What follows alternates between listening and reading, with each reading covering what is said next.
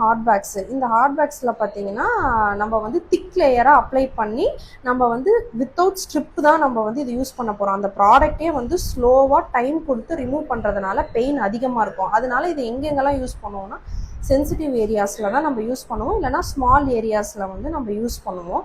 மூணாவது பார்த்தீங்கன்னா natural wax. இது வந்து சுகர் வேக்ஸுன்னு சொல்லுவோம். ஹனி, லெமன் இது எல்லாமே யூஸ் பண்ணி நம்ம பண்ணுறதுனால இது வந்து நேச்சுரல் வேக்ஸு.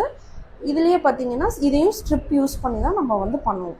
இப்போ ஃபர்ஸ்ட் டைம் வராங்க, நான் இது வரைக்கும் வேக்ஸ் பண்ணதே இல்லை, எனக்கு ரொம்ப சென்சிட்டிவாக இருக்குது அப்படின்றவங்க ஃபர்ஸ்ட் ஒரு ஸ்டார்டிங் என்ன பண்ணலாம்னா இந்த நார்மல் வேக்ஸ், அதாவது சுகர் வேக்ஸ் என்ன செஞ்சுக்கலாம் பண்ணிக்கலாம். இதுக்கு அடாப்ட் ஆயிட்டுனா அதுக்கப்புறம் அவங்க அட்வான்ஸ் வேக்ஸ்க்கு என்ன செஞ்சுக்கலாம் போய்க்கலாம். ஏன்னா எடுத்தோடனே அவங்க அட்வான்ஸ் வேக்ஸ் பண்ண முடியும். சிலவங்களுக்கு வந்து அதில் உள்ள இரிட்டேஷன்லாம் என்ன செய்ய முடியாது, தாங்க முடியாது.